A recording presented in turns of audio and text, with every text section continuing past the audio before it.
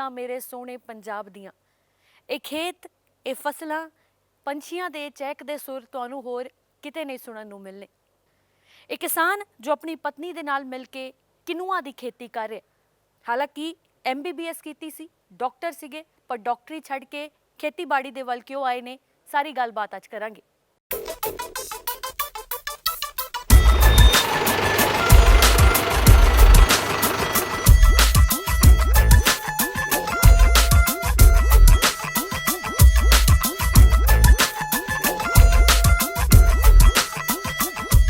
मेरा नाम सिमरपाल कौर है। मेरा नाम जगमोहन सिंह है। ਅਸੀਂ ਪਿੰਡ ਖਹਿਰਾ ਦੇ ਵਿੱਚ ਵਾਸੀ ਹੈਗੇ ਆ ਦੇ ਵਾਸੀ ਆ ਤੇ ਅਸੀਂ ਕਿਨੂਆ ਦੀ ਖੇਤੀ ਇਸ ਪਿੰਡ 'ਚ ਕਰਦੇ ਹੈਗੇ ਆ। ਮੈਂ ਪ੍ਰੋਫੈਸ਼ਨਲੀ MBBS ਡਾਕਟਰ ਸੀ ਤੇ 2006 'ਚ ਮੇਰੇ ਫਾਦਰ ਕੈਪਟਨ ਰਤਨ ਸਿੰਘ ਦੇ ਦੇਹਾਂਤ ਤੋਂ ਬਾਅਦ ਮੈਂ ਖੇਤੀ ਦੇ ਵਿੱਚ ਆਇਆ ਤੇ शुरू च मैं कोशिश ये की सी भी मैं दोनों पासे कर लवां, वो नहीं होया तो फिर मैं खेती 2008-9 तो मैं पूरा ही खेती आ गया। खेती आके पहला मेरा सीखना शुरू होया। मैं काफ़ी कुछ सीखता गया, नाले लोगों तो पुछता रहा तो अगे अगे वधदा रहा, लेकिन मैं कोई चीज़ ऐसी करना चाहता सीगा जिहदे नाल कि लोगों को भी बहुत फायदा होवे। ਅਸੀਂ ਸਾਡੇ ਬੱਚੇ ਆਸਟ੍ਰੇਲੀਆ 'ਚ ਨੇ ਅਤੇ ਅਸੀਂ 14-15 ਦੇ ਵਿੱਚ 2014-2015 ਦੇ ਵਿੱਚ ਆਸਟ੍ਰੇਲੀਆ ਵਿਜ਼ਿਟ ਕੀਤਾ। ਉਸ ਦੇ ਦੌਰਾਨ ਅਸੀਂ ਇੱਕ ਹੌਲੀਡੇ ਟ੍ਰਿਪ ਦੇ ਉੱਤੇ ਟੈਸਮੀਨੀਆ 'ਚ ਗਏ, ਜਿੱਥੇ ਕਿ ਅਸੀਂ ਜਦੋਂ ਅਸੀਂ ਉਹਨਾਂ ਦੇ ਪਿੰਡਾਂ 'ਚੋਂ ਲੰਘ ਰਹੇ ਸੀ, ਇੱਕ ਜਗ੍ਹਾ ਮੈਂ ਫੁੱਲ ਦੇਖੇ ਜਿਹੜੇ ਕਿ ਕਈ ਰੰਗਾਂ ਦੇ ਵਿੱਚ ਸੀ ਔਰ ਬਹੁਤ ਲੰਬੇ ਚੌੜੇ ਏਰੀਏ ਦੇ ਵਿੱਚ ਸੀਗੇ ਅਤੇ ਅਸੀਂ ਮੈਨੂੰ ਉਹ ਬਹੁਤ ਸੀਨ ਬਹੁਤ ਸੁਹਾਵਣਾ ਲੱਗਿਆ ਅਤੇ ਬਹੁਤ ਚੰਗਾ ਲੱਗਿਆ। ਜਦੋਂ ਅਸੀਂ ਨਾਲ ਨੈਕਸਟ ਪਿੰਡ ਪਹੁੰਚੇ, ਨੈਕਸਟ ਜਿਹੜਾ ਸਟਾਪ ਸੀ ਉੱਥੇ ਪਹੁੰਚੇ, ਉੱਥੇ ਜਾ ਕੇ ਉਹਨਾਂ ਨੂੰ ਪੁੱਛਿਆ ਵੀ ਇਹ ਕੀ ਚੀਜ਼ ਹੈ ਅਤੇ ਉਹਨਾਂ ਨੇ ਸਾਨੂੰ ਦੱਸਿਆ ਜੀ ਇਹ ਕਿਨੂਆ ਹੈਗਾ। ਮੈਂ ਉਸ ਵਕਤ ਇਹ ਕਿਨੂਆ ਦਾ ਨਾਂ ਪਹਿਲੀ ਦਫਾ ਸੁਣਿਆ ਸੀਗਾ ਅਤੇ ਮੈਨੂੰ ਝਾਕਾ ਵੀ ਆਇਆ ਅਤੇ ਮੈਂ ਉਹਨਾਂ ਨੂੰ ਅੱਗੇ ਕੁਛ ਨਹੀਂ ਪੁੱਛਿਆ ਅਤੇ ਅਸੀਂ ਆਪਣੇ ਦਿਮਾਗ 'ਚ ਰੱਖ ਕੇ ਜਦੋਂ ਵਾਪਸ ਅਸੀਂ ਬੱਚਿਆਂ ਕੋਲ ਮੈਲਬਨ ਆ ਗਏ ਅਤੇ ਉੱਥੇ ਆ ਕੇ ਅਸੀਂ ਇੰਟਰਨੈਟ ਦੇ ਉੱਤੇ ਦੇਖਣਾ ਸ਼ੁਰੂ ਕੀਤਾ ਵੀ ਇਹ ਕਿਨੂਆ ਕੀ ਚੀਜ਼ ਹੈਗੀ ਹੈ। ਜਦੋਂ ਇਹਦੇ ਬਾਅਦ ਦੇਖਦੇ ਗਏ ਪਤਾ ਲੱਗਿਆ ਕਿ ਇੱਕ ਤਰ੍ਹਾਂ ਦਾ ਸੁਪਰ ਫੂਡ ਹੈਗਾ ਔਰ ਵੈਜੀਟੇਰੀਅਨਸ ਲਈ ਬਹੁਤ ਅੱਛਾ ਹੈਗਾ ਅਤੇ ਇਹ ਹਰ ਜਗ੍ਹਾ ਗਰੋ ਕੀਤਾ ਜਾ ਸਕਦਾ ਹੈਗਾ। ਜਦੋਂ ਅਸੀਂ ਵਾਪਸ ਆਏ ਤਾਂ ਮੇਰੇ ਦਿਲ ਦੇ ਵਿੱਚ ਤਮੰਨਾ ਸੀਗੀ ਵੀ ਅਸੀਂ ਇਹ ਕਿਨੂਆ ਗਰੋ ਕਰੀਏ, ਇਹਦੇ ਬਾਰੇ ਜਾਣੀਏ, ਇਹਦੇ ਬਾਰੇ ਕਰੀਏ। ਅਤੇ ਇਸ ਸਟੇਜ ਦੇ ਉੱਤੇ ਕਿਉਂਕਿ ਮੈਂ ਫਾਰਮ ਦੇ ਵਿੱਚ ਬਿਜ਼ੀ ਹੋ ਗਿਆ ਅਤੇ ਮੇਰੀ ਵਾਈਫ ਸਿਮਰ, ਇਹਨਾਂ ਨੇ ਇੰਟਰਨੈਟ ਤੋਂ ਇਹਦੀ ਸਰਚ ਕਰਨੀ ਸ਼ੁਰੂ ਕੀਤੀ। ਕਰਦੇ ਕਰਾਉਂਦੇ ਇਹਨਾਂ ਨੂੰ ਇੱਕ ਕੰਟੈਕਟ ਹੈਦਰਾਬਾਦ 'ਚ ਮਿਲਿਆ। ਉਹਨਾਂ ਨੇ ਸਾਨੂੰ ਪ੍ਰੋਮਿਸ ਕੀਤਾ, ਸਾਨੂੰ ਉਹਨਾਂ ਨੇ ਅੱਧੇ ਕਿੱਲੇ ਦਾ ਸੀਡ ਭੇਜਿਆ, ਅੱਧੇ ਏਕੜ ਦਾ ਸੀਡ ਭੇਜਿਆ, ਪਰ ਉਹਦੀ ਕਿਵੇਂ ਬੀਜਣਾ, ਕਿਸ ਤਰ੍ਹਾਂ ਕਰਨਾ, ਕੀ ਕਰਨਾ, ਉਹਦੇ ਬਾਰੇ ਸਾਨੂੰ ਕੋਈ ਜਾਣਕਾਰੀ ਨਹੀਂ ਸੀਗੀ। ਉਹ ਵੀ ਜਾਣਕਾਰੀ ਜਿਹੜੀ ਹੈਗੀ ਫਿਰ ਅਸੀਂ ਇੰਟਰਨੈਟ 'ਤੇ ਗਏ ਅਤੇ ਇੰਟਰਨੈਟ 'ਤੇ ਜਾ ਕੇ ਉੱਥੋਂ ਦੇਖਦੇ ਗਏ, ਕਦੀ ਕਿਤੇ ਕਦੀ ਕਿਸੇ ਨੇ ਗਮਲੇ 'ਚ ਗਰੋ ਕੀਤੇ ਸੀ, ਕਿਸੇ ਨੇ ਕਿਤੇ ਗਰੋ ਕੀਤੇ ਸੀਗੇ ਜਿਵੇਂ ਘਰਾਂ 'ਚ ਗਰੋ ਕਰਦੇ ਹੈਗੇ। ਇਹੋ ਜਿਹੀਆਂ ਚੀਜ਼ਾਂ ਇੰਟਰਨੈਟ 'ਤੇ ਸੀਗੀਆਂ ਪਰ ਐਗਰੀਕਲਚਰ ਸਾਈਡ 'ਤੇ ਕੁਛ ਨਹੀਂ ਸੀਗਾ। ਅਲਟੀਮੇਟਲੀ ਸਾਨੂੰ ਥੋੜ੍ਹਾ ਜਿਹਾ ਨੌਲੇਜ ਆਈ ਉਹਨਾਂ ਤੋਂ ਵਾਪਸ ਹੀ। ਅਸੀਂ ਜਦੋਂ ਉਹਨਾਂ ਕੋਲ ਗਏ ਹੈਦਰਾਬਾਦ ਵਾਲਿਆਂ ਕੋਲ, ਉਹਨਾਂ ਨੇ ਦੱਸਿਆ ਵੀ ਇਸ ਤਰ੍ਹਾਂ ਬੀਜਦੇ ਹੈ। ਮੈਨੂੰ ਸੀਡ ਦਾ ਪ੍ਰੋਸੈਸਿੰਗ ਦਾ ਪਤਾ ਹੈਗਾ, ਮੈਨੂੰ ਬੀਜਣ ਦਾ ਨਹੀਂ ਪਤਾ, ਪਰ ਮੈਂ ਦੇਖਿਆ ਇਸ ਤਰ੍ਹਾਂ। ਸੋ ਅਸੀਂ ਫਿਰ ਅੱਧਾ ਏਕੜ ਦੀ ਬਜਾਏ 1 ਏਕੜ ਤਿਆਰ ਕੀਤਾ। 1 ਏਕੜ ਤਿਆਰ ਕਰਕੇ ਉਹਦੇ ਵਿੱਚ ਅਸੀਂ ਸੀਡ ਨੂੰ 2 ਹਿੱਸਿਆਂ 'ਚ ਵੰਡ ਲਿਆ ਵੀ ਤਾਂ ਕਿ ਜੇ ਪਹਿਲੀ ਦਫਾ ਕੋਈ ਗਲਤੀ ਹੋਵੇ ਉਹ ਦੂਸਰੀ ਦਫਾ ਅਸੀਂ ਸੁਧਾਰ ਲਈਏ। ਅਤੇ ਅਸੀਂ ਅੱਧਾ ਏਕੜ ਸੀਡ ਖੁੱਲ੍ਹਾ ਕਰਕੇ ਬੀਜਿਆ ਅਤੇ ਹਫ਼ਤੇ ਕੁ ਬਾਅਦ ਉੱਗਣਾ ਸ਼ੁਰੂ ਹੋ ਗਿਆ ਅਤੇ ਫਿਰ ਅਸੀਂ ਬਾਕੀ ਸੀਡ ਬੀਜਿਆ। ਜਿਹੜੀਆਂ ਗਲਤੀਆਂ ਸੀ ਉਸ ਤੋਂ ਅਸੀਂ ਕੱਢੀਆਂ। ਇਹ ਨਵੰਬਰ ਦੇ ਮਹੀਨੇ 'ਚ ਅਸੀਂ ਬੀਜਿਆ ਸੀਗਾ, ਸਰੋਂ ਦੇ ਨਾਲ ਜਿਵੇਂ ਬੀਜਦੇ ਉਹਦੇ ਨਾਲ ਹੀ ਬੀਜਿਆ ਸੀਗਾ ਅਤੇ ਇਹ ਪੱਕਦਾ ਵੀ ਹੈਗਾ ਜਾ ਕੇ ਸਰੋਂ ਦੇ ਨਾਲ ਹੀ ਹੈਗਾ। ਇਹਦਾ ਪੱਤਾ ਜਿਹੜਾ ਹੈਗਾ ਇਹ ਬੜਾ ਕੌੜਾ ਹੈਗਾ ਇਸ ਨੂੰ ਕਿਸੇ ਜਾਨਵਰ ਨੇ ਨੁਕਸਾਨ ਨਹੀਂ ਕੀਤਾ। ਸਾਨੂੰ ਕੋਈ ਇਹਦੇ ਉੱਤੇ ਸਪਰੇਅ ਕਰਨ ਦੀ ਲੋੜ ਨਹੀਂ ਪਈ, ਕੋਈ ਇਹਦੇ ਵਿੱਚ ਸਾਨੂੰ ਖਾਦ ਦੀ ਲੋੜ ਨਹੀਂ ਪਈ, ਕਿਉਂਕਿ ਉਹਨਾਂ ਨੇ ਕਿਹਾ ਸੀ ਵੀ ਇਹ ਕਮਜ਼ੋਰ ਤੋਂ ਕਮਜ਼ੋਰ ਜ਼ਮੀਨ 'ਚ ਵੀ ਹੋ ਸਕਦਾ ਹੈਗਾ। ਅਤੇ ਜਦੋਂ ਸਾਡੇ ਫੁੱਲ ਆਉਣੇ ਸ਼ੁਰੂ ਹੋ ਗਏ, ਮੈਨੂੰ ਉਹੀ ਨਜ਼ਾਰਾ ਵਾਪਸ ਆ ਗਿਆ। ਇਸ ਤੋਂ ਬਾਅਦ ਜਿਹੜਾ ਸੀਗਾ ਕਿ ਅਸੀਂ ਸੀਡ ਕਿਵੇਂ ਪ੍ਰੋਸੈਸ ਕਰਨਾ ਹੈ, ਕਿਵੇਂ ਕੱਟਣਾ, ਕੀ ਨਹੀਂ ਕਰਨਾ, ਸਾਨੂੰ ਕੁਛ ਨਹੀਂ ਸੀ ਪਤਾ। ਉਸ ਹਾਲਤ ਦੇ ਵਿੱਚ ਫਿਰ ਸਿਮਰ ਫਿਰ ਯੂਨੀਵਰਸਿਟੀ ਗਈ, ਉੱਥੇ ਡਾਕਟਰ ਪੂਨਮ ਜਿਹੜੇ ਸੀਗੇ ਉਹਨਾਂ ਨੂੰ ਮਿਲੇ। ਉਹ ਇੱਥੇ ਉਹਨਾਂ ਨੇ ਵਿਜ਼ਿਟ ਕੀਤਾ, ਉਹਨਾਂ ਨੇ ਫਿਰ ਸਾਨੂੰ ਆਪਣੇ ਤੌਰ 'ਤੇ ਤਰੀਕੇ 'ਤੇ ਦੱਸਿਆ ਵੀ ਇਹਨੂੰ ਇਸ ਤਰ੍ਹਾਂ ਜਿਵੇਂ ਸਰੋਂ ਨੂੰ ਕੱਢਦੇ ਹੈਗੇ ਆ ਉਸ ਤਰ੍ਹਾਂ ਕੱਢੋ। ਸੋ ਪਹਿਲੀ ਕਰੋਪ ਸਾਡੀ ਉਦੋਂ ਆਈ, ਸਾਡੇ ਕੋਲ ਕਰੋਪ ਤਿਆਰ ਸੀਗੀ, ਲੇਕਿਨ ਜਦੋਂ ਖਾਣ ਲੱਗੇ ਤਾਂ ਬਿਲਕੁਲ ਕੌੜਾ ਸੀ, ਇਹਨੂੰ ਤੁਸੀਂ ਮੂੰਹ 'ਚ ਨਹੀਂ ਪਾ ਸਕਦੇ, ਇੰਨਾ ਕੌੜਾ ਸੀਗਾ। ਹੁਣ ਇਹਨੇ ਖਾਣ ਵਾਲਾ ਕਿਵੇਂ ਵੱਡਾ ਹੈਗਾ ਉਹਦਾ ਪ੍ਰੋਸੈਸ ਫਿਰ ਅਸੀਂ ਦੇਖਣਾ ਸ਼ੁਰੂ ਹੋਇਆ। ਜਿਹੜੀਆਂ ਮਸ਼ੀਨਾਂ ਅਵੇਲੇਬਲ ਸੀ ਉਹ ਕਰੋੜਾਂ ਦੇ ਵਿੱਚ ਸੀਗੀਆਂ। ਸਾਡੇ ਕੋਲੇ ਨਾ ਤਾਂ ਉਹਨੇ ਫਾਈਨੈਂਸਿਸ ਸੀਗੇ ਅਤੇ ਨਾ ਹੀ ਸਾਡੇ ਕੋਲੇ ਉਨੀ ਮਸ਼ੀਨ ਨੂੰ ਕੋਈ ਫੀਡ ਕਰਨ ਲਈ ਸਾਡੇ ਕੋਲ ਰॉ ਮਟੀਰੀਅਲ ਸੀ। ਫਿਰ ਯੂਨੀਵਰਸਿਟੀ ਦੀ ਮਦਦ ਨਾਲ ਅਸੀਂ ਇੱਕ ਮਸ਼ੀਨ ਤਿਆਰ ਕਰਾਈ, ਹਿੱਟ ਐਂਡ ਟਰਾਇਲ ਮੈਥਡ ਦੇ ਨਾਲ। ਕਦੀ ਉਹ ਕੋਈ ਚੀਜ਼ ਗਲਤ ਹੁੰਦੀ ਸੀ, ਕਦੀ ਕੁਛ ਅਸੀਂ ਕਰਦੇ ਕਰਾਉਂਦੇ। ਅਸੀਂ 3 ਕੁ ਮਹੀਨਿਆਂ 'ਚ ਮਸ਼ੀਨ ਤਿਆਰ ਕਰਕੇ ਫਿਰ ਅਸੀਂ ਪਹਿਲਾ ਪ੍ਰੋਸੈਸ ਕੀਤਾ। ਉਹ ਜਿਹੜਾ ਅਸੀਂ ਪ੍ਰੋਸੈਸ ਕੀਤਾ ਸੀਗਾ ਉਹ ਯੂਨੀਵਰਸਿਟੀ ਦੇ ਵਿੱਚ ਸਿਮਰ ਲੈ ਕੇ ਗਈ। ਉੱਥੇ ਇਹਨਾਂ ਨੇ ਉਹਦੇ ਤੋਂ ਬਾਈ ਪ੍ਰੋਡਕਟਸ ਬਣਾਉਣੇ ਸ਼ੁਰੂ ਕੀਤੇ। ਅਤੇ ਫਿਰ ਅਸੀਂ ਯੂਨੀਵਰਸਿਟੀ ਦੀ ਇੱਕ ਜਿਹੜੀ ਫੂਡ ਐਗਜ਼ੀਬਿਸ਼ਨ ਹੁੰਦੀ ਹੈ, ਫੂਡ ਡਿਪਾਰਟਮੈਂਟ ਲੈਂਦੇ, ਉਹਦੇ ਵਿੱਚ ਪਾਰਟੀਸਪੇਟ ਕੀਤਾ। ਉੱਥੋਂ ਸਾਡੀ ਮਾਰਕੀਟ ਬਣਨੀ ਸ਼ੁਰੂ ਹੋ ਗਈ ਅਤੇ ਅਸੀਂ ਅਗਲੇ ਸਾਲ 1 ਏਕੜ ਤੋਂ 2 ਏਕੜ ਵਧਾਤਾ ਐਂਡ ਵੀ ਅਸੀਂ ਅੱਗੇ ਨਾਲੋਂ ਅੱਛਾ ਕਰਨਾ ਸ਼ੁਰੂ ਕੀਤਾ। ਉਦੋਂ ਇਹਦਾ ਮਾਰਕੀਟ ਰੇਟ ਸੀਗਾ 1000 ਰੁਪਏ ਦੇ ਕਰੀਬ ਸੀਗਾ। ਅਸੀਂ ਉਹਦੇ ਨਾਲੋਂ ਘੱਟ ਰੱਖ ਕੇ ਵੇਚਿਆ। ਹੌਲੀ ਹੌਲੀ ਅਸੀਂ ਰੇਟ ਘਟਾਉਣਾ ਸ਼ੁਰੂ ਕੀਤਾ, ਕਿਉਂਕਿ ਮੇਰਾ ਏਮ ਹੈ ਕਿ ਐਸੀ ਡਾਈਟ ਹੈ ਜਿਹੜੇ ਕਿ ਸ਼ਾਕਾਹਾਰੀ ਜਾਂ ਵੈਜੀਟੇਰੀਅਨ ਜਿਹਨਾਂ ਨੂੰ ਕਹਿੰਦੇ ਆ, ਕਿ ਇਹ ਉਹਨਾਂ ਨੂੰ ਮੀਟ ਨੂੰ ਵੀ ਜਾਂ ਚਿਕਨ ਦੇ ਜਾਂ ਫਿਸ਼ ਨੂੰ ਵੀ ਮਾਤ ਕਰ ਸਕਦੀ ਹੈਗੀ ਹੈ।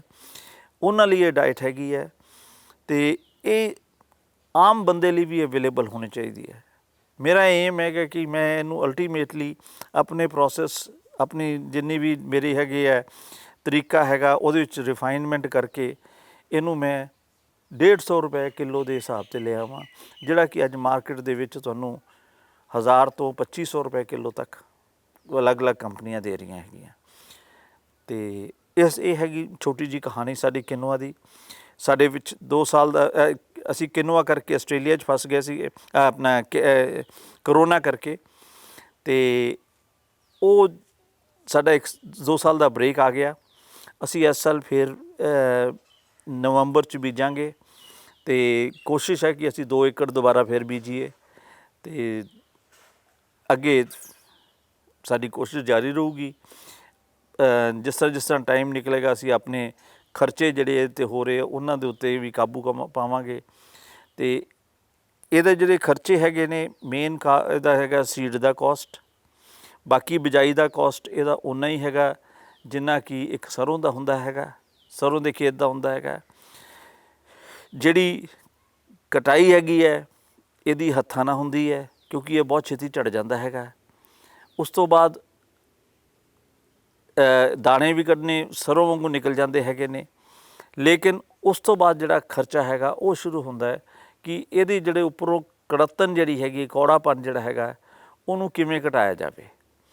ਉਹਦੇ ਵਿੱਚ ਬਹੁਤ ਜ਼ਿਆਦਾ ਲੇਬਰ ਹੈਗੀ ਹੈ, ਉਹਦੇ 'ਚ ਮਸ਼ੀਨ ਦਾ ਵੀ ਕੰਮ ਹੈ, ਹੱਥਾਂ ਦਾ ਵੀ, ਮੈਨੂਅਲ ਵੀ ਬਹੁਤ, ਹੱਥਾਂ ਦਾ ਕੰਮ ਬਹੁਤ ਹੈ, ਤਾਂ ਕਿ ਜਦੋਂ ਇਹ ਤਿਆਰ ਹੁੰਦਾ ਹੈਗਾ ਇਹਨੂੰ ਇਹ ਦੇਖ ਲਓ ਕਿ 7 ਤੋਂ 8 ਦਫਾ ਧੋਣਾ ਪੈਂਦਾ ਹੈਗਾ ਪ੍ਰੋਸੈਸ, ਮਸ਼ੀਨ ਦੇ ਪ੍ਰੋਸੈਸ ਦੇ ਨਾਲ, ਅਤੇ ਫਿਰ ਇਹ ਜਾ ਕੇ ਤਿਆਰ ਹੁੰਦਾ ਹੈਗਾ। ਅਤੇ ਇਹ ਅਸੀਂ ਚਾਹੁੰਦੇ ਵੀ ਇਹ ਸਾਰੀ ਚੀਜ਼ ਹੋਰ ਰਿਫਾਈਨ ਕਰ ਲਈਏ, ਹੋਰ ਸੌਖੀ ਕਰ ਲਈਏ, ਤਾਂ ਕਿ ਸਾਡਾ ਖਰਚਾ ਘੱਟ ਹੋਵੇ, ਤਾਂ ਕਿ ਅਸੀਂ ਅੱਗੇ ਲੋਕਾਂ ਨੂੰ ਵਾਜਬ ਕੀਮਤ 'ਤੇ, ਅਫੋਰਡੇਬਲ ਕੀਮਤ 'ਤੇ ਦੇ ਸਕੀਏ। ਜੇ ਅਸੀਂ ਕਿਨੂਆ ਦੀ ਦੇਖੀਏ, ਕਿਨੂਆ ਦਾ ਜਿਹੜਾ ਹੈਗਾ ਇਹਨੂੰ ਸੁਪਰ ਫੂਡ ਗਿਣਿਆ ਜਾਂਦਾ ਹੈਗਾ। ਇਹਦੇ ਵਿੱਚ ਸਾਰੇ ਟਰੇਸ ਐਲੀਮੈਂਟਸ ਹੈਗੇ ਨੇ, ਇਹਦੇ ਵਿੱਚ ਸਵਾਏ ਵਿਟਾਮਿਨ ਡੀ ਤੋਂ ਛੱਡ ਕੇ ਸਾਰੇ ਵਿਟਾਮਿਨਸ ਹੈਗੇ ਨੇ। ਇਹਦੇ ਵਿੱਚ ਪ੍ਰੋਟੀਨ ਜਿਹੜੀ ਹੈਗੀ ਹੈ ਉਹ ਫਸਟ ਕਲਾਸ ਪ੍ਰੋਟੀਨ ਹੈਗੀ ਹੈ ਇੱਕ। ਔਰ ਉਸ ਤੋਂ ਬਾਅਦ ਜਿਹੜੇ ਇਹਦੇ ਵਿੱਚ ਸ਼ੂਗਰ ਵਾਲਾ ਪੇਸ਼ੈਂਟ ਇਹਨੂੰ ਖਾ ਸਕਦਾ ਹੈ, ਕਿਉਂਕਿ ਇਹਦਾ ਗਲਾਈਸੈਮਿਕ ਇੰਡੈਕਸ ਜਿਹੜਾ ਹੈਗਾ 0 ਹੈਗਾ। ਜਿਹੜੇ ਜਿਨ੍ਹਾਂ ਨੂੰ ਕਣਕ ਤੋਂ ਐਲਰਜੀ ਹੁੰਦੀ ਹੈਗੀ ਹੈ ਉਹ ਵੀ ਇਹ ਖਾ ਸਕਦੇ ਨੇ, ਕਿਉਂਕਿ ਇਹਦੇ ਵਿੱਚ ਉਹ ਐਲਰਜੀ ਨਹੀਂ ਹੈਗੀ। ਅਸੀਂ ਜੇ ਫੂਡ ਵੈਲਿਊ ਨਾ ਦੇਖਿਆ ਜਾਵੇ, ਜਿਹੜਾ ਬੰਦਾ 1 ਕਿਲੋ ਕਿਨਵਾ, ਮੇਰੇ ਹਿਸਾਬ ਨਾਲ 1 ਕਿਨਵਾ ਜਿਹੜਾ ਹੈਗਾ 1 ਮਹੀਨੇ 'ਚ ਜੇ ਖਾਵੇ, ਉਹ ਸਮਝੋ ਕਿ 7-8 ਵਾਰ ਜਾਂ 10 ਵਾਰ ਮੁਰਗਾ ਖਾਣ ਦੇ ਬਰਾਬਰ ਹੈਗਾ। ਅਤੇ ਇੱਥੋਂ ਤੱਕ ਤਾਂ ਸੀ ਮੇਰੀ ਜ਼ਿੰਮੇਵਾਰੀ ਇਹਨੂੰ ਪੈਦਾ ਕਰਨ ਦੀ, ਲਿਆ ਕੇ ਸੁਕਾ ਕੇ ਦੇਣ ਦੀ। ਉਸ ਤੋਂ ਬਾਅਦ ਸਾਰੀ ਜ਼ਿੰਮੇਵਾਰੀ ਜਿਹੜੀ ਹੈ ਮੇਰੀ ਵਾਈਫ ਸਿਮਰ ਦੀ ਹੈਗੀ ਹੈ। ਇਹ ਮੈਂ ਇਹਨਾਂ ਨੂੰ ਹੈਂਡ ਓਵਰ ਕਰਦਾ ਹੁਣ, ਇਹ ਜਿਸ ਤਰ੍ਹਾਂ ਅੱਗੇ ਤੁਹਾਨੂੰ ਦੱਸਣਗੇ। ਸਤਿ ਸ਼੍ਰੀ ਅਕਾਲ ਜੀ। ਮੇਰਾ ਨਾਮ ਸਿਮਰਪਾਲ ਕੌਰ ਹੈ ਅਤੇ ਅਸੀਂ 2015 'ਚ ਕਿਨੂਆ ਸ਼ੁਰੂ ਕੀਤਾ ਸੀ। ਮੇਰੇ ਹਸਬੈਂਡ ਇਹਨੂੰ ਬੀਜਦੇ ਹੈ ਅਤੇ ਪ੍ਰੋਸੈਸਿੰਗ ਦਾ ਕੰਮ ਸਾਰਾ ਮੇਰਾ ਹੈ। ਮੈਂ ਆਪਣੇ ਕਿਨੂਆ ਲੈ ਕੇ doctor Poonam PAU head of science food science and technology ਦੇ ਡਿਪਾਰਟਮੈਂਟ 'ਚ ਉਹਨਾਂ ਕੋਲ ਗਈ ਸੀ ਅਤੇ ਉਹਨਾਂ ਨੇ ਮੇਰੀ ਬਹੁਤ ਮਦਦ ਕੀਤੀ। ਉਹਨਾਂ ਨੇ ਡੀਹਸਕਿੰਗ ਦਾ ਸਾਰਾ ਪ੍ਰੋਸੈਸ ਸਮਝਾਇਆ ਅਤੇ ਇਹਦੇ ਵਿੱਚ ਸਾਰੇ ਜਿਹੜੇ ਪ੍ਰੋਡਕਟਸ ਬਣਦੇ ਉਹ ਇਹਦੇ ਕਿਨੂਆ ਦੇ ਬਹੁਤ ਕੁਛ ਚੀਜ਼ਾਂ ਬਣਦੀਆਂ। ਸੈਲਡ ਬਣਦਾ, ਇਹਦੀ ਖੀਰ ਬਣਦੀ, ਦਲੀਆ ਬਣਦਾ ਹੈ, ਲੱਡੂ ਬਣਦੇ ਹੈ, ਚਾਕਲੇਟਸ ਬਣਦੇ, ਬਿਸਕਿਟਸ, ਕੁਕੀਜ਼, ਇਹਦਾ ਕੀ ਕਹਿੰਦੇ ਰੋਟੀ ਵੀ ਬਹੁਤ ਸੋਹਣੀ ਬਣਦੀ ਹੈ ਅਤੇ ਤੁਸੀਂ ਖਾ ਸਕਦੇ ਹੋ।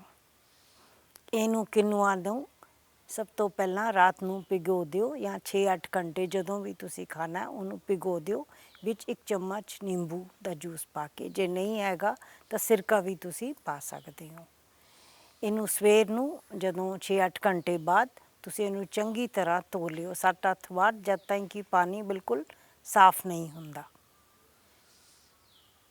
ਇਹ ਜਦੋਂ ਇਹਨੂੰ ਸਾਫ਼ ਕਰ ਲਓਗੇ ਫਿਰ ਤੁਸੀਂ ਇਹਨੂੰ ਧੋ ਕੇ, ਇਹਨੂੰ ਚਾਵਲ ਨੂੰ ਆਪਾਂ ਡਬਲ ਪਾਣੀ ਪਾਉਂਦੇ, ਇਹਦੇ 'ਚ 3 ਗੁਣਾ ਪਾਣੀ ਪਾ ਕੇ ਇਹਨੂੰ ਤੁਸੀਂ ਆਰਾਮ ਨਾਲ ਧੋ ਸਕਦੇ ਹੋ। ਅਤੇ 3 ਗੁਣਾ ਪਾਣੀ ਪਾ ਕੇ ਇਹਨੂੰ ਤੁਸੀਂ ਉਬਾਲ ਕੇ ਰੱਖ ਲਓ, ਠੰਡਾ ਕਰਕੇ ਫਰਿੱਜ 'ਚ ਰੱਖ ਸਕਦੇ ਹੋ। ਤੁਸੀਂ 1 ਹਫ਼ਤਾ ਇਹਨੂੰ ਆਰਾਮ ਨਾਲ ਇਸਤੇਮਾਲ ਕਰ ਸਕਦੇ ਹੋ। ਤੁਸੀਂ ਕੜਛੀ ਲੈ ਕੇ ਦਾਲ 'ਚ ਪਾ ਸਕਦੇ ਹੋ, ਸਬਜ਼ੀ 'ਚ ਪਾ ਸਕਦੇ ਹੋ, ਇਹਦੇ ਵਿੱਚ ਦੁੱਧ ਪਾ ਕੇ ਦਲੀਆ ਬਣਾ ਸਕਦੇ ਹੋ, ਖੀਰ ਬਣ ਜਾਂਦੀ ਹੈ ਇਹਦੀ। ਅਤੇ ਹੋਰ ਵੀ ਜਿਹੜੀ ਵੀ ਕੋਈ ਆਈਟਮ ਤੁਹਾਨੂੰ ਪਸੰਦ ਹੈ ਐਸੇ ਵੀ ਤੁਸੀਂ ਖਾ ਸਕਦੇ ਹੋ, ਸਲਾਦ ਦੇ ਵਿੱਚ ਕੱਟ ਕੇ, ਜਿੱਦਾਂ ਵੀ ਤੁਹਾਡਾ ਮਨ ਕਰੇ। ਉਬਲੀ ਹੋਈ ਰੈਡੀ ਚੀਜ਼ ਹੈ, ਜਿੱਦਾਂ ਮਨ ਕਰੇ ਤੁਸੀਂ ਇਹਨੂੰ ਖਾ ਸਕਦੇ ਹੋ। ਜਦੋਂ ਇਹ ਪ੍ਰੋਸੈਸ ਹੋ ਗਿਆ, ਸਾਰੀਆਂ ਚੀਜ਼ਾਂ ਇਹਦੀਆਂ ਪ੍ਰੋਡਕਟਸ ਬਣ ਗਏ, ਫਿਰ ਅਸੀਂ ਇਹਨਾਂ ਦੇ ਫੂਡ ਸਾਇੰਸ ਟੈਕਨੋਲੋਜੀ ਵਾਲਿਆਂ ਨੇ ਮੇਲਾ ਲਗਾਇਆ ਸੀ। ਉੱਥੇ ਅਸੀਂ ਆਪਣੇ ਸਾਰੇ ਸਟਾਲ ਲਗਾਏ ਸੀਗੇ ਅਤੇ ਉੱਥੇ ਅਸੀਂ ਸਭ ਚੀਜ਼ਾਂ ਬਣਾ ਕੇ, ਸੈਂਪਲਸ ਬਣਾ ਕੇ, 1-2 ਐਗਜ਼ੀਬਿਸ਼ਨਸ ਹੋਰ ਵੀ ਲੱਗੀਆਂ ਉੱਥੇ। ਕਿਨੂਆ ਦੇ ਪ੍ਰੋਡਕਟਸ ਲੈ ਕੇ ਗਏ ਸੀ ਇਹਨਾਂ ਦੇ PAU ਦੇ ਵਿੱਚ ਹੀ। ਅਤੇ ਉੱਥੋਂ ਫਿਰ ਅਸੀਂ ਹੌਲੀ ਫਰੈਂਡਸ ਐਂਡ ਫੈਮਿਲੀ ਲੈਣ ਲੱਗੇ। ਸਾਨੂੰ ਸਾਰੀ ਚੀਜ਼ਾਂ ਇਹਦੀਆਂ ਬਿਲਕੁਲ ਠੀਕ ਹੈ, ਸਿਰਫ ਇੱਕ ਮਾਰਕੀਟਿੰਗ ਦੀ ਲੋੜ ਹੈ ਜਿੱਥੇ ਕਿ ਆਮ ਜਨਤਾ ਵੀ ਆ ਕੇ ਲੈ ਸਕੇ।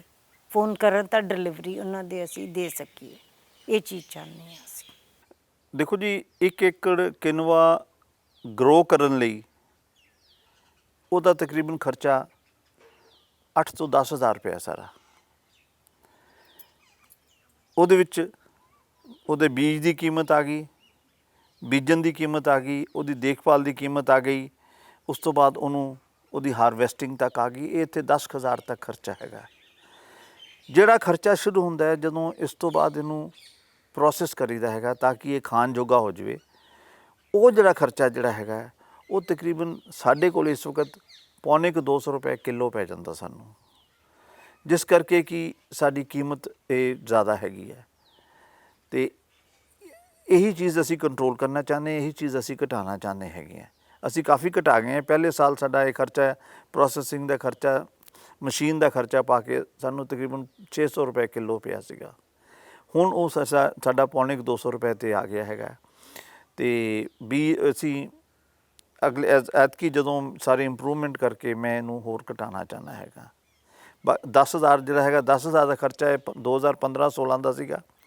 ਅੱਜ ਉਹ ਖਰਚਾ ਜਿਹੜਾ ਹੈਗਾ 13-14 ਹਜ਼ਾਰ ਰੁਪਏ ਚੱਲ ਜਾਏਗਾ, ਕਿਉਂਕਿ ਡੀਜ਼ਲ ਵਗੈਰਾ ਮਹਿੰਗਾ ਹੋ ਗਿਆ ਹੈ, ਲੇਬਰ ਮਹਿੰਗੀ ਹੋ ਗਈ ਹੈ। ਜਿਸ ਤਰ੍ਹਾਂ ਆਪਾਂ ਸਾਰੇ ਜਾਣਦੇ ਹਾਂ ਕਿ ਪਿਛਲੇ 25-30 ਸਾਲ ਤੋਂ ਪੰਜਾਬ ਇੱਕ ਝੋਨੇ ਔਰ ਕਣਕ ਦਾ ਖੇਤਰ ਬਣ ਗਿਆ ਹੈਗਾ। ਇਸ ਦੇ ਨਾਲ ਸਾਨੂੰ ਬੜੇ ਨੁਕਸਾਨ ਵੀ ਪਹਿਲਾਂ ਫਾਇਦੇ ਹੋਏ ਸੀਗੇ, ਹੁਣ ਸਾਨੂੰ ਨੁਕਸਾਨ ਹੈਗੇ ਨੇ। ਉਹ ਨੁਕਸਾਨਾਂ ਦੇ ਵਿੱਚ ਇੱਕ ਤਾਂ ਪਾਣੀ ਦੀ ਕਮੀ ਹੋ ਰਹੀ ਹੈਗੀ ਹੈ, ਦੂਸਰਾ ਸਾਡੇ ਮੋਨੋਕਲਚਰ ਹੋ ਗਿਆ ਹੈਗਾ, ਜਿਸ ਕਰਕੇ ਕਿ ਇੱਕੋ ਕਿਸਮ ਦੀ ਫਸਲ ਬੀਜਣ ਦੇ ਨਾਲ ਜ਼ਮੀਨ 'ਚ ਉਸ ਦੇ ਤੱਤ ਜਿਹੜੇ ਹੈਗੇ ਉਹਨਾਂ ਦੀ ਕਮੀ ਹੋਣੀ ਸ਼ੁਰੂ ਹੋ ਗਈ ਹੈ ਅਤੇ ਜ਼ਮੀਨ ਓਨੀ ਉਪਜਾਊ ਨਹੀਂ ਰਹੀ ਜਿੰਨੀ ਕਿ ਪਹਿਲਾਂ ਸੀਗੀ। ਇਸ ਤੋਂ ਇਲਾਵਾ ਜਿਹੜਾ ਇਹਦੇ ਵਿੱਚੋਂ ਬੱਚਤ ਸੀਗੀ ਕਣਕ ਝੋਨੇ ਦੇ ਵਿੱਚੋਂ, ਓਨੀ ਨਹੀਂ ਰਹਿ ਗਈ ਜਿੰਨੀ ਕਿ ਅੱਜ ਤੋਂ 10 ਸਾਲ ਪਹਿਲਾਂ ਸੀਗੀ। ਸੋ ਇਸ ਕਰਕੇ ਸਾਨੂੰ ਸੋਚਣਾ ਚਾਹੀਦਾ ਹੈਗਾ ਔਰ ਸੋਚਣਾ ਪਏਗਾ ਕਿ ਅਸੀਂ ਇਸ 2 ਕ੍ਰੌਪਸ ਨੂੰ ਛੱਡ ਕੇ ਕੋਈ ਹੋਰ ਚੀਜ਼ਾਂ ਪਾਸੇ ਚਾਹੀਏ। ਬੜੀ ਚੰਗੀ ਗੱਲ ਹੈ ਕਿ ਅੱਜ ਕੱਲ੍ਹ ਬੜੇ ਲੋਕ ਬੜੇ ਪਾਸੇ ਡਾਇਵਰਸੀਫਿਕੇਸ਼ਨ ਕਰ ਰਹੇ ਨੇ, ਲੋਕ ਫਰੂਟਸ ਵਾਲੇ ਪਾਸੇ ਜਾ ਰਹੇ ਨੇ, ਵੈਜੀਟੇਬਲਸ ਵਾਲੇ ਪਾਸੇ ਜਾ ਰਹੇ ਨੇ, ਹਲਦੀ ਵਾਲੇ ਪਾਸੇ ਜਾ ਰਹੇ ਨੇ। ਉਸੇ ਤਰ੍ਹਾਂ ਇੱਕ ਕਿਨੂਆ ਵੀ ਜਿਹੜੀ ਹੈਗੀ ਹੈ ਇੱਕ ਬਹੁਤ ਅੱਛੀ ਕ੍ਰੌਪ ਹੈਗੀ ਹੈ। ਤੁਹਾਨੂੰ ਹਰ ਕਿਸਾਨ ਨੂੰ ਵਾਜਬ ਪੈਸੇ ਜਿਹੜੇ ਹੈਗੇ ਹੈ, ਉਹ ਪ੍ਰੋਫਿਟ ਵੀ ਉਹਦਾ ਵਧੇਗਾ, ਉਹਦਾ ਜ਼ਮੀਨ ਦਾ ਬਣਤਰ ਵੀ ਵਧੇਗੀ। ਅਤੇ ਇਹ ਮੈਂ ਚਾਹੂੰਗਾ ਕਿ ਬਹੁਤ ਕਿਸਾਨ ਇਸ ਚਾਹਣ। ਜੋ ਕੁਛ ਮੇਰੇ ਕੋਲ ਬਣਦਾ ਹੈਗਾ ਮੈਂ ਉਹਨਾਂ ਦੀ ਉਸ ਤਰ੍ਹਾਂ ਮਦਦ ਕਰੂੰਗਾ ਅਤੇ ਉਹ ਇਸ ਨੂੰ ਬੀਜਣ, ਅਸੀਂ ਤੋਂ ਸਿੱਖਣ ਸਾਡੇ ਤੋਂ, ਅਤੇ ਅੱਗੇ ਇਹਨੂੰ ਮਾਰਕੀਟ ਦੇ ਵਿੱਚ ਦੇਣ, ਕਿਉਂਕਿ ਇਹ ਬਹੁਤ ਅੱਛਾ ਇੱਕ ਫੂਡ ਪ੍ਰੋਡਕਟ ਹੈਗਾ। ਔਰ ਸਾਡੇ ਇੰਡੀਆ ਦੇ ਵਿੱਚ, ਪੰਜਾਬ ਦੇ ਵਿੱਚ ਅਨੀਮੀਆ ਬਹੁਤ ਜ਼ਿਆਦਾ ਹੈਗਾ, ਜਿਸ ਨੂੰ ਕਿ ਇਹਦੇ ਨਾਲ ਇਹ ਸਾਡੀ ਜਿਹੜੀ ਬੱਚੇ ਜਿਹੜੇ ਹੈਗੇ ਨੇ ਉਹਨਾਂ ਨੂੰ ਚੰਗੀ ਖੁਰਾਕ ਮਿਲਣ ਦੇ ਨਾਲ ਅੱਗੇ ਉਹਨਾਂ ਦੀ ਡਿਵੈਲਪਮੈਂਟ ਬਹੁਤ ਅੱਛੀ ਹੋਏਗੀ ਔਰ ਸਾਡੇ ਮੁਲਕ ਲਈ ਬਹੁਤ ਅੱਛਾ ਹੋਏਗਾ। ਹਰ ਪੇਰੈਂਟ ਨੂੰ ਚਾਹੀਦਾ ਹੈ ਕਿ ਉਹ ਆਪਣੇ ਬੱਚਿਆਂ ਨੂੰ ਅੱਛੀ ਖੁਰਾਕ ਦੇਵੇ। ਔਰ ਅੱਜ ਕੱਲ੍ਹ ਇੱਕ ਟਰੈਂਡ ਬਣ ਗਿਆ ਹੈਗਾ ਕਿ ਅਸੀਂ ਬੱਚਿਆਂ ਨੂੰ ਟਿੰਡ ਜਾਂ ਪੈਕਡ ਫੂਡ ਦੇ ਰਹੇ ਹੈਗੇ ਆ, ਜਿਹਦੇ ਵਿੱਚ ਕਿ ਪ੍ਰੀਜ਼ਰਵੇਟਿਵਸ ਹੁੰਦੇ ਨੇ।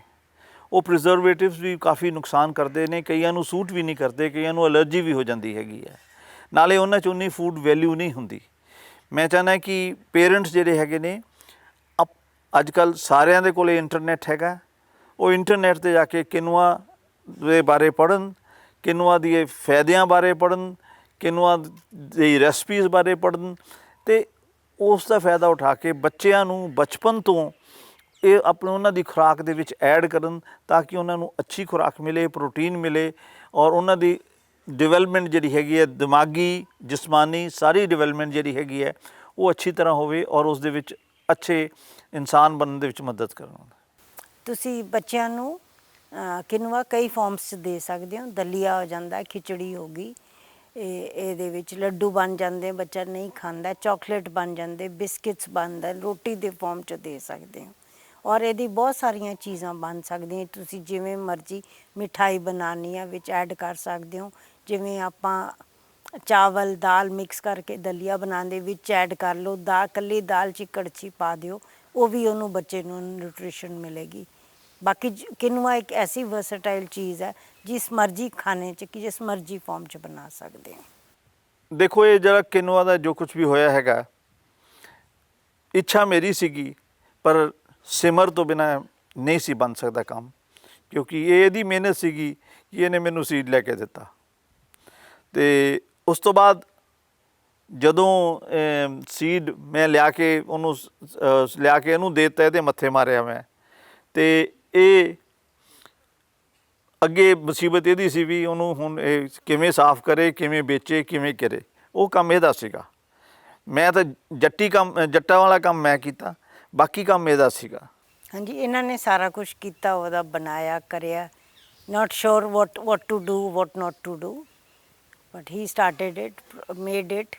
ਜਦੋਂ ਟਰੋਲੀ 'ਚ ਵਾਪਸ ਆ ਜਾਂਦਾ ਘਰ, ਫਿਰ ਮੇਰੀ ਜ਼ਿੰਮੇਵਾਰੀ ਸ਼ੁਰੂ ਹੁੰਦੀ ਹੈ, ਇਹਨੂੰ ਕੀ ਪ੍ਰੋਡਕਟਸ ਬਣਾਉਣੇ, ਕੀ ਬਣਾਉਣਾ, ਕਿੱਦਾਂ ਬਣਾਉਣਾ, ਤਾਂ ਕਿ ਇਹਦੇ ਵਿੱਚ ਇਹਨਾਂ ਨੂੰ ਵੀ ਕੋਈ ਪ੍ਰੋਫਿਟ ਆਵੇ। ਪਰ ਹਿੰਮਤ ਤਾਂ ਮੇਰੀ ਇਹਨੇ ਵਧਾਈ। ਮੈਂ ਕਿਹਾ ਖਰਚਾ ਕਰਕੇ ਬੈਠ ਗਿਆ, ਮੈਂ ਕਿਹਾ ਪਤਾ ਨਹੀਂ ਇਹ 'ਚੋਂ ਲੱਭਣਾ ਕੁਛ ਕਿ ਨਹੀਂ ਲੱਭਣਾ। ਇਹ ਕਹਿੰਦੀ ਕੋਈ ਗੱਲ ਨਹੀਂ, ਮੇਰੇ ਸਿਰ ਪਾ ਦਿਓ ਖਰਚਾ। ਕਮਾਈ ਵਧੀਆ ਹੋ ਗਈ ਜੀ। ਸਾਡੇ ਕੋਲ ਹੁਣ ਵੀ ਪਿਆ ਹੈਗਾ, ਤਕਰੀਬਨ 3 ਕੁਇੰਟਲ ਪਿਆ ਹੈਗਾ, ਜਿਹਦਾ ਕਿ ਅਸੀਂ ਹੁਣ ਪ੍ਰੋਸੈਸ ਕਰਨਾ ਸ਼ੁਰੂ ਕਰਾਂਗੇ। ਅਤੇ ਇਹ ਹੁਣ ਦੀਵਾਲੀ ਦੇ ਨੇੜੇ ਅਸੀਂ ਕਰਾਂਗੇ ਨਾ ਇਹਦੇ ਦੀਵਾਲੀ ਨੇੜੇ ਮੇਕ ਪ੍ਰੋਡਕਟਸ ਫॉर ਦੀਵਾਲੀ। ਇਹ ਕੋਈ ਮੈਡੀਕਲੀ ਇਹਦੇ ਵਿੱਚ ਐਸੀ ਕੋਈ ਚੀਜ਼ ਨਹੀਂ ਹੈਗੀ, ਕੋਈ ਇਹਦੀ ਐਸੀ ਚੀਜ਼ ਨਹੀਂ ਵੀ ਇਹ ਪ੍ਰੈਗਨੈਂਸੀ 'ਚ ਨਹੀਂ ਖਾਧਾ ਜਾ ਸਕਦਾ। ਇਹ ਡਿਊਰਿੰਗ ਔਰਤਾਂ ਦੇ ਜਿਹੜੇ ਪੀਰੀਅਡਸ ਹੁੰਦੇ ਨੇ ਉਦੋਂ ਨਹੀਂ ਖਾਧਾ ਜਾ ਸਕਦਾ, ਸਾਰਾ ਸਾਲ ਖਾਧਾ ਜਾ ਸਕਦਾ ਹੈ, ਸਵੇਰੇ ਦੁਪਹਿਰੇ ਸ਼ਾਮ ਖਾਧਾ ਜਾ ਸਕਦਾ ਹੈਗਾ। ਇਹਦੀ ਕੋਈ ਤਸੀਰ ਗਰਮੀ ਵਾਲੀ ਨਹੀਂ, ਕੋਈ ਤਸੀਰ ਠੰਡੀ ਵਾਲੀ ਨਹੀਂ, ਇਹ ਨੋਰਮਲ ਤਸੀਰ ਵਾਲਾ ਖੁਰਾਕ ਹੈਗੀ ਹੈ। ਸਿਰਫ ਇਹਦੇ ਵਿੱਚ ਪ੍ਰੋਟੀਨਸ ਬਹੁਤ ਅੱਛੇ ਨੇ, ਫਸਟ ਕਲਾਸ ਪ੍ਰੋਟੀਨ ਹੈਗੇ ਨੇ, ਅਤੇ ਇਸ ਕਰਕੇ ਇਹ ਸੁਪਰ ਫੂਡ ਗਿਣਿਆ ਜਾਂਦਾ ਹੈ, ਦੁਨੀਆ ਦੇ ਸੁਪਰ ਫੂਡਸ ਦੇ ਵਿੱਚੋਂ ਗਿਣਿਆ ਜਾਂਦਾ ਹੈਗਾ।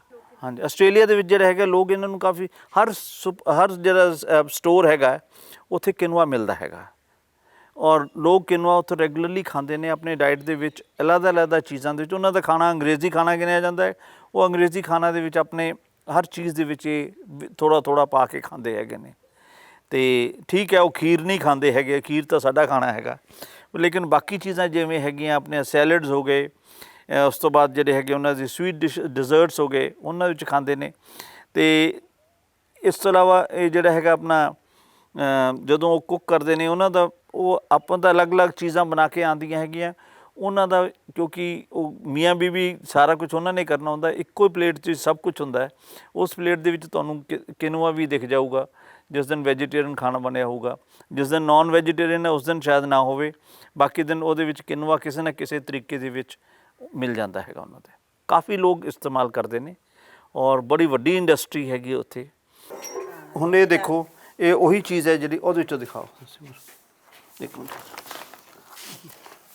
ਹੁਣ ਤੁਸੀਂ ਕੰਪੇਅਰ ਕਰੋ, ਬਹੁਤ ਡਿਫਰੈਂਸ ਹੈ ਨਾ ਕਲਰ ਦਾ। ਹਾਂਜੀ, ਮਤਲਬ ਉੱਪਰਲੀ ਕਲੀਅਰ ਉਤਰ ਚੁੱਕੀ ਹੈ, ਇੱਕ ਲੇਅਰ ਉੱਚ ਕੇ ਦੋ ਲੇਅਰਸ ਹੋਦੀਆਂ ਹੋਰ ਉਤਰਨੀਆਂ। ਅੱਛਾ ਆ ਬੇਟਾ ਇਹ ਸਾਰਾ ਬਾਅਦ ਚ ਅਸੀਂ ਚੁਗਦੇ ਹਾਂ ਜਿਹੜੇ ਆ ਕਾਲੇ ਕਾਲੇ ਛੋਟੇ ਛੋਟੇ ਰੋੜੇ ਜਿਹੇ ਨੇ। ਹਾਂ ਰੋੜੇ ਫਿਰ ਹੁਣ ਖੇਤ ਚੋਂ ਆਉਂਦੇ ਨਾ, ਖੇਤ ਚੋਂ ਆਉਂਦੇ ਨਾ, ਮਸ਼ੀਨ ਮੇਡ ਨਾ। ਠੀਕ ਹੈ। So this is what the process is. ਅਤੇ ਇਹ ਜਿਹੜਾ ਹੈਗਾ ਅਸੀਂ ਤਕਰੀਬਨ 4 ਤੋਂ 5 ਕਿਲੋ 1 ਘੰਟੇ 'ਚ ਕਰ ਸਕਦੇ ਹੈਗੇ। ਠੀਕ ਹੈ। ਇੰਨਾ ਕੁ ਟਾਈਮ ਇਹ ਮਸ਼ੀਨ ਲੈਂਦੀ ਹੈਗੀ ਹੈ। ਸੋ ਜੇ ਅਸੀਂ ਪੂਰਾ 8 ਘੰਟੇ ਤਾਂ ਲਾਵਾਂਗੇ ਅਤੇ ਅਸੀਂ ਮਸਾਂ ਹੀ ਕੁਇੰਟਲ 1.5 ਕੁਇੰਟਲ ਸਾਰੇ ਦਿਨ 'ਚ ਕਰ ਸਕਦੇ। ਤੁਸੀਂ ਮੈਕਸਿਮਮ ਕਿੰਨੇ ਦਾ ਵੇਚਿਆ ਕਿਨੂਆ? 1 ਕਿਲੋ ਕਿੰਨੇ ਦਾ ਵੇਚਿਆ? ਅਸੀਂ ਪਹਿਲਾਂ 900 ਰੁਪਏ ਦੇ ਕਰੀਬ ਵੇਚਿਆ ਸੀਗਾ। 1200 ਵੀ ਵੇਚਿਆ, 900 ਵੀ 900। ਹੁਣ ਜਿਹੜਾ ਹੈਗਾ ਉਹ 300 ਰੁਪਏ ਜਾ ਰਿਹਾ। ਹੁਣ 300 ਰੁਪਏ ਰੇਟ 'ਤੇ ਲਿਆ। 300 ਹੈ, ਠੀਕ ਹੈ। ਹਾਂਜੀ, ਸੋ ਦਿਸ ਇਜ਼ ਵਾਟ। ਤੇ ਜੇ ਮਕਸਦ ਤੁਹਾਡਾ ਇਹ ਹੈ ਕਿ ਘਰ ਘਰ ਕਿਨੂਆ ਪਹੁੰਚੇ ਤਾਂ ਫਿਰ 300 ਰੁਪਏ ਤਾਂ ਕਈਆਂ ਨੂੰ ਵੀ ਜ਼ਿਆਦਾ ਲੱਗੇਗਾ। ਹਾਂਜੀ, ਅਸੀਂ ਤਾਂ 150 ਰੁਪਏ ਤੱਕ ਲਿਆਉਣਾ ਚਾਹੁੰਦੇ ਹਾਂ। ਓਕੇ। ਤਾਂ ਕਿ ਦੇਖੋ 150 ਰੁਪਏ ਇੱਕ ਮਹੀਨੇ 'ਚ 150 ਰੁਪਏ ਤਾਕਤ ਵਾਲੀ ਚੀਜ਼ 'ਤੇ ਕੋਈ ਤੁਸੀਂ ਕੋਈ ਵੀ ਚੀਜ਼ ਪ੍ਰੋਟੀਨ ਦੀ ਲੈਣੀ ਚਾਹੋ, ਜੇ ਮੈਡੀਸਨ 'ਚ ਜਾਓਗੇ ਅਤੇ ਜੇ ਪ੍ਰੋਟੀਨਿਕਸ ਵੀ ਲੈ ਕੇ ਆਓਗੇ ਉਹ ਵੀ ਤੁਹਾਨੂੰ 300 350 ਰੁਪਏ ਦਾ ਮਿਲਦਾ, ਉਹ 10 ਦਿਨ ਚੱਲਦਾ ਹੈ। ਇਹ ਤੁਹਾਨੂੰ ਜਿਹੜਾ ਹੈਗਾ 1 ਮਹੀਨੇ ਲਈ ਕਾਫੀ ਹੈਗਾ, ਕਿਉਂਕਿ ਇੱਕ 20 ਗ੍ਰਾਮ ਤੋਂ ਲੈ ਕੇ 25 ਗ੍ਰਾਮ ਇੱਕ ਦਿਨ ਦਾ ਯੂਜ਼ ਹੈਗਾ ਫॉर ਨੋਰਮਲ ਡਾਈਟ। ਅਤੇ ਇਹ ਤੁਸੀਂ ਦੇਖ ਲਓ ਕਿ ਸਾਰਾ ਕਿਲੋ ਵੀ ਖਾ ਜਾਵੇ, 30 ਗ੍ਰਾਮ ਵੀ ਰੋਜ਼ ਖਾਵੇ ਤਾਂ 1 ਮਹੀਨੇ 'ਚ ਕਿਲੋ ਹੀ ਖਾਏਗਾ, ਇਨਫ ਹੈਗਾ। ਠੀਕ ਹੈ। ਸੋ 30 ਟੂ ਜੇ ਪੂਰੀ ਸਿਰਫ ਕਿਨੂਆ ਖਾਣਾ ਹੈ ਤਾਂ 40 ਗ੍ਰਾਮ ਇਹਦੀ ਹੈਗੀ ਹੈ ਰਿਕੁਆਇਰਮੈਂਟ। ਇੱਕ ਦਿਨ ਦੀ ਰਿਕੁਆਇਰਮੈਂਟ 40 ਗ੍ਰਾਮ ਹੈ। ਠੀਕ ਹੈ। ਹਾਂਜੀ, ਜੇ ਤੁਸੀਂ ਵਿਦ ਅਦਰ ਹਰ ਦੂਜੀਆਂ ਚੀਜ਼ਾਂ ਦੇ ਸੈਲਡ 'ਚ ਮਿਕਸ ਕਰ ਲਿਆ, ਦਾਲ ਦੇ ਵਿੱਚ ਮਿਕਸ ਕਰ ਲਿਆ, ਸਬਜ਼ੀ ਉਸ ਦੇ ਵਿੱਚ ਜਿਹੜਾ ਹੈਗਾ ਇਹ ਉਹਦੀ ਉਨੀ ਘੱਟ ਜਾਂਦੀ।